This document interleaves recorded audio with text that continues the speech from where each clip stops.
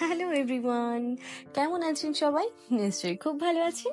আমি মনিকা, আর মনিকার ক্যানভাসের নতুন একটি ব্লগে আপনাদের অনেক অনেক স্বাগত। আজকের ব্লগটা ছিল আমাদের বাড়ির সরস্বতী পুজোর দিন। হ্যাঁ, আমাদের বাড়িতে সরস্বতী পুজো হয়েছিল পঞ্চমী তিথির সোমবার সকালে। আর যেহেতু সেদিন সরস্বতী পুজো করার জন্য পঞ্চমী তিথি খুব তাড়াতাড়ি শেষ হয়ে যাচ্ছিল, তাই আমাদের বাড়িতে সবাই খুব তাড়াতাড়ি উঠে পড়েছিল, কারণ পুজোটা শেষ করতে হতো ঠিক সকাল 10টার মধ্যেই। এদিকে আমার এই দুষ্টু মেয়েটা ঠিক কাল সারা রাত ঘুমোয়নি। কালকেই ঠিক তার খেলার এত চপট ছিল যে ভোর 4টের সময় ঘুমিয়েছে। তাই সকালবেলা ঠিক মতো ঘুমটা পূরণ না হয় সকালবেলা উঠতেই চাইছিল না। Good morning.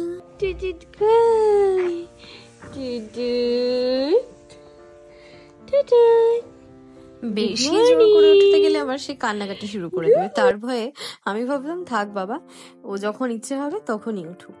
আর এদিকে সকাল সকাল মায়ের পুজোর জোগাড় যন্ত্র শুরু হয়ে গেছিল। এই যে দেখুন ছোট্ট বইটা, এটা আমি শ্রেণিকার জন্য কিনেছিলাম। এটাও ভাই সরস্বতী ঠাকুরের কাছে রেখে দিয়েছে। কি কিউট না ব্যাপারটা। আর এটা হলো এবারের আমাদের সরস্বতী ঠাকুরের মূর্তি। যদিও আমাদের প্রতিবার ঘট পুজোই হয় বাড়িতে, তবুও বাবা প্রতি বছর এরম একটা করে মূর্তি কিনে আনে। খুব ইচ্ছে ছিল বাবার সাথে যাব এই মূর্তিটা কিনতে, কিন্তু বাবা বাজারে যাওয়ার আগে একদম ঘুম থেকে উঠতে পারিনি। আসলে শ্রেণিকা রাত্রিবেলা যত ভালো করে ঘুমোক না কেন, আমার আর ঠিক ঘুমটা হয় না। তাই যথারীতি আমি ঘুম থেকে উঠে দেখি বাবা ঠিক একা একাই বেরিয়ে গেছে পুজোর বাজার করতে। আর এদিকে মা আগের দিন রাত্রেবেলায় ঠাকুরের এই বাসনপত্র সব ধুয়ে মুছে গুছিয়ে রেখেছিল, যাতে করে পরের দিন খুব তাড়াতাড়ি উঠে সকাল সকাল পুজোর জোগাড় যন্ত্র সেরে নিতে পারি। দেখুন মা কি সুন্দর করে পুষ্পপাত্রটি সাজিয়ে ফেলেছে। আর তারপরে একে একে সব নৈবেদ্যও ঠাকুরের কাছে সাজানো হয়ে গেছে। এরপরেই বাবা পুজোতে বসবে। আমার মায়ের ঠাকুর ঘরে আজকের ব্রাহ্মণ পুরোহিত মশাই আমার বাবাই। এদিকের আয়োজন চলতে থাকুক, চলুন ওদিকে আমি হলুদ মেখে ফেলি। বসন্ত পঞ্চমীতে সকাল সকাল গায়ে হলুদ মেখে স্নান না করলে কিসের সরস্বতী পুজো বলুন তো? সেই কোন ছোটবেলা থেকেই এইসব চলে আসছে। আর সত্যি কথা বলতে এর মজাই কিন্তু আলাদা, তাই না? একদমই তাই।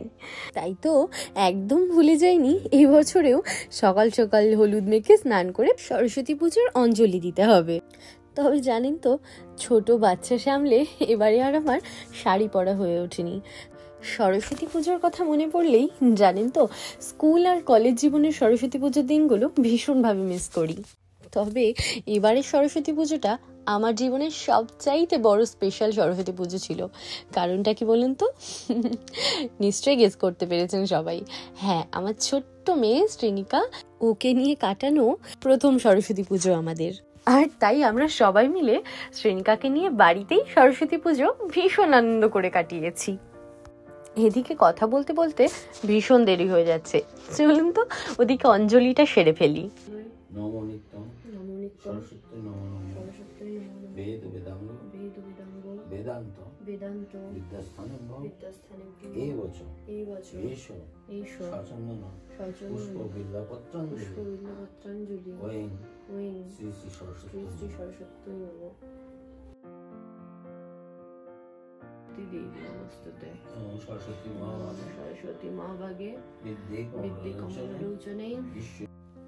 আমাদের বাড়িতে ছোটবেলা থেকেই দেখে আসছি সমস্ত রকম পুজো আর্চা বাবা নিজেই সেরে ফেলে, তাই ঠাকুর মশাই কখন আসবেন এই নিয়ে কখনো চাপ হয়নি।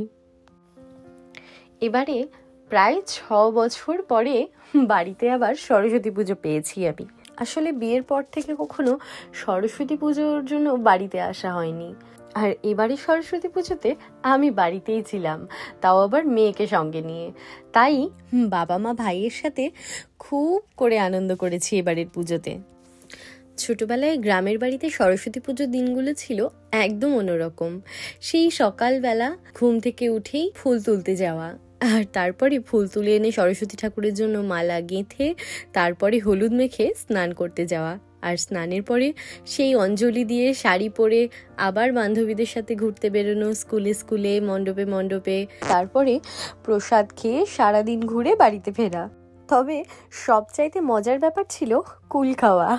সরস্বতী পুজোর আগে তো একদম কুল খাওয়া যাবে না, তবে সরস্বতী পুজোর দিন অপেক্ষা করে থাকতাম কখন অঞ্জলি দেওয়া শেষ হবে। অঞ্জলি দেওয়া শেষ হলেই দৌড়ে গিয়ে সবার আগে যে জিনিসটা করতাম সেটা হলো কুল খাওয়া। পাছে সরস্বতী ঠাকুর পাপ দিয়ে ফেলে সেই ভয়ে অঞ্জলি দেওয়ার আগে পর্যন্ত মোটেই কুল খাওয়া যাবে না। সত্যি ছোটবেলায় সরস্বতী পুজোর দিনগুলোই হয়তো সবার কাছেই ফেলে আসা সবচেয়ে সুন্দর সরস্বতী পুজো। চলুন, চরণামৃতও নিয়ে ফেলেছি, পুজো শেষ হয়ে গেছে। এবারে প্রসাদগুলো নিয়ে একে একে গুছিয়ে ফেলার পালা। আর এই যে চালকলা, এটাকে আমি খুব সুন্দর করে বাতাসা, সন্দেশ, মিষ্টি এগুলো দিয়ে মেখে ফেলবো। প্রসাদের এই চালকলা মাখা খেতে আমার না ভীষণ ভালো লাগে। চলুন, তখনকার জন্য প্রসাদ বিতরণ মোটামুটি কমপ্লিট হয়ে গেছিল। আর তারপরেই আমরা সেরে ফেলেছিলাম সকালের জলখাবার। সকালের জলখাবারে ছিল এই যে পুরি আর আলুর তরকারি, আর তার সাথে পাশাপাশি জোর কদমে মা শুরু করে দিয়েছিল খিচুড়ি রান্নার আয়োজন। এই যে মা এখানে বাদামগুলোকে সুন্দর করে ভেজে রেখেছিল, আর এখানে বসিয়ে দিয়েছিল পায়েস রান্নার জন্য দুধ। আর দেখুন এখানে মা চাটনি বানানোর জন্য টমেটো কেটে ফেলেছে। গুড মর্নিং, গুড মর্নিং টুকি, টুকি, টুকি। জলখাবার খেয়ে ঘরে আসতেই দেখি উনি ঘুম ভেঙে একা একা শুয়ে আছে। ঘড়িতে তখন প্রায় 12টা, সেই জন্য ওকে তাড়াতাড়ি স্নান করিয়ে ফ্রেশ করে দেবো। শানু শানু কই, ওই তো ওই তো ওই তো, ওই বাবাই ওই বাবাই। চলো, এই যে নেপি ভয়ে গেছে একেবারে, চলো তাড়াতাড়ি চেঞ্জ করি নেপি, চলো। ওই জলটা গরম বসাও তো, একটু আসো। বলো স্নান করে তারপরে যাচ্ছি। তুমি নতুন জামা পরেছো মা?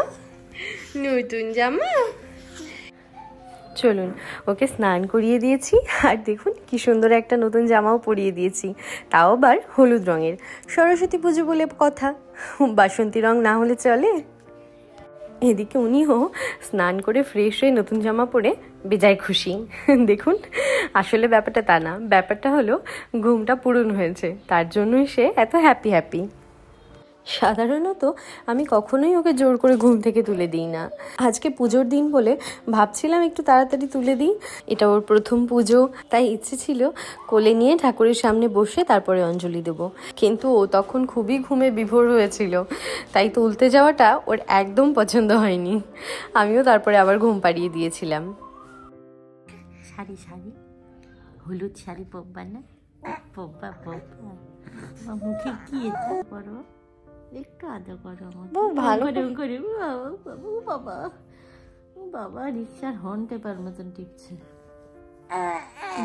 বাবা কোলে নেব। আর এই যে এখানে মা বসিয়ে দিয়েছিল খিচুড়ি, গোবিন্দভোগ চাল আর মুগের ডালের সেরা কম্বিনেশন। আর এই যে টমেটোর চাটনি, তার পাশাপাশি ছিল ফুলকপি আলু দিয়ে রসা রসা করে তরকারি। আর এই যে দেখুন এখানে ছিল খাঁটি নলেন গুড়ের পায়েস। আহ, এই একেবারে জিভে জল আনা অমৃত।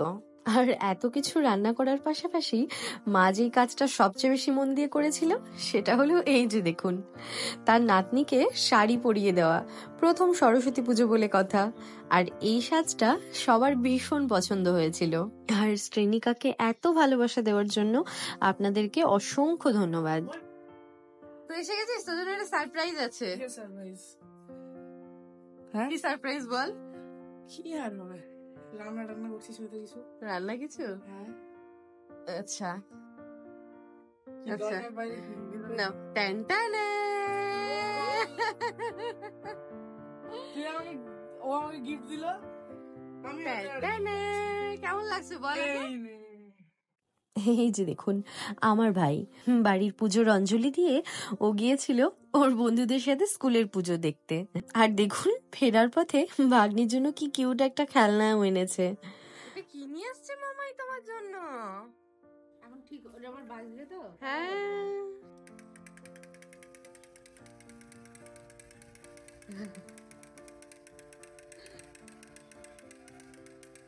আর এটা হলো শ্রেণিকার ছোট্ট একটা দাদা, ও বুনুকে ভীষণ ভালোবাসে।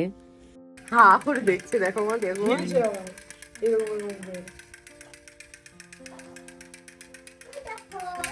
তোমাকে এটা পছন্দ? সত্যি কথা বলতে এই খেলনাটা শ্রেণিকার এত পছন্দ হয়েছে, জানেন তো, এখন কান্না করলেই এই খেলনাটা সামনে বাজিয়ে দিলেই ও চুপ করে শোনে, কান্না বন্ধ করে দেয়।